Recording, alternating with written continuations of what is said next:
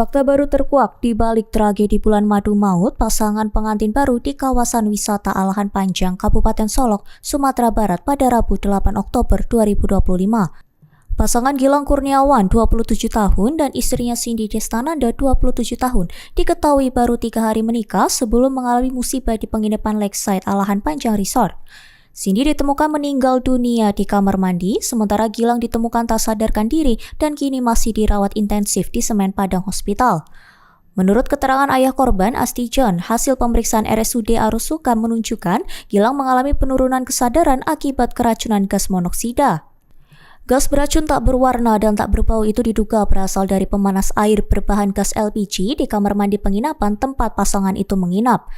Astijan mengatakan anaknya kini Download Tribun X sekarang, menghadirkan lokal menjadi Indonesia.